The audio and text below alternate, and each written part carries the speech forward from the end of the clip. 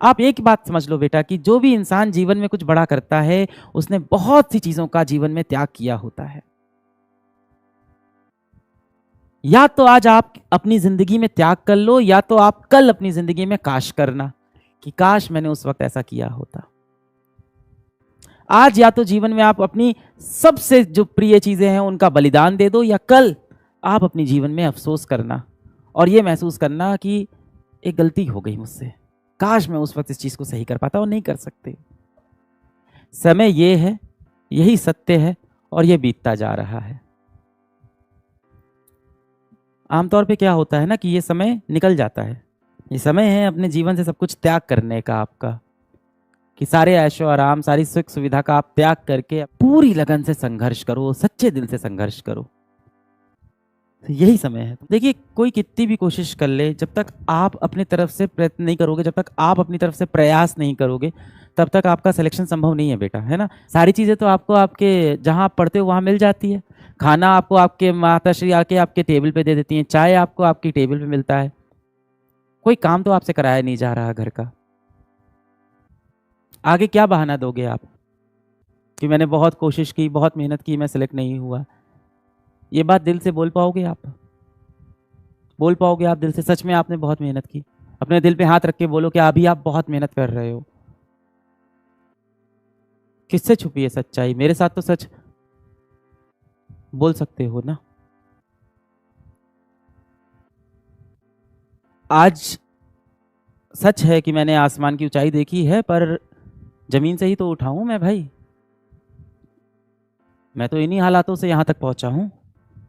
मुझसे तो आप शेयर कर सकते हो। वहां से यहां तक में कितना बड़ा अंतर है मुझे पता है। उसके लिए बहुत कुछ त्याग करना पड़ता है। क्या आप वो त्याग कर रहे हो जीवन में? क्या आपने त्याग दिया है अपना इंस्टाग्राम? क्या आपने त्याग दिए हैं अपने ऐशो आराम? क्या आपने त्याग दिए हैं आपके दोस्त? क्या आपने त्याग दिया है अपने सारी अय्याशी? क्या आपने त्याग दिया है कोई भी वेब सीरीज़ देखना? क्या आपने त्याग दिया है ये रिसेंट की जो भी अभी जो पिक्चर आई है वो देखने जा रहे हैं कि नहीं? क्या आपने सब चीज़ों का त्याग किया है बेटा? या तो आज त्याग कर लो, या तो कल काश करोगे। भविष्य में फिर आप सिर्फ काश करोगे कि काश मैं उस समय कुछ देर और पढ़ लेता, काश उस दिन जब अलग सर बैच में आए थे मैं उनकी बात सुन लेता, काश मैं समय से अपने लेक्चर देख लेता। बहुत से बच्चे ऐसे होते हैं, उनको जितनी सुविधाएं मिल जाएं उनके लिए हमेशा कम पड़ती हैं। और यहाँ बहुत से ऐसे वीर बच्चे पहुंचते हैं मेरे पास जिनके पास कोई सुख सुविधा नहीं होती और वो सेलेक्ट हो जाते हैं। ऐसा क्यों होता है? और अगर आप मुझे अपनी कठिनाई बताओगे कि आपके जीवन में बहुत सी कठिनाई है, बहुत सी परेशानियां, तो मैं सुनने को तैयार हूँ, क्योंकि मैं आप जैसे ही हालातों से निकल के यहाँ तक आया हूँ।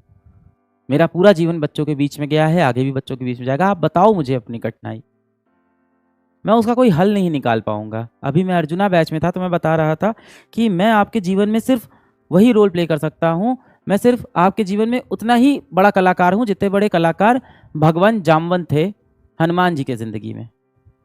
जब वो समुद्र पार करने से पहले थोड़ा सा हनुमान जी को अपने ऊपर शक हुआ था कि मैं कर पाऊंगा नहीं, तो जामवंत जी ने उनको कहा था कि जागो बजरंगबली, आपकी कितनी शक्ति है आप खुद नहीं जानते हो। मैं वही जामवंत का रोल आपकी ज़िंदगी में निभा सकता हूँ, जो आपको ये बोल सकता हूँ कि जागो मेरे हनुमान, समुद्र को पार करना है, सीता मैया के पास पहुँचना है।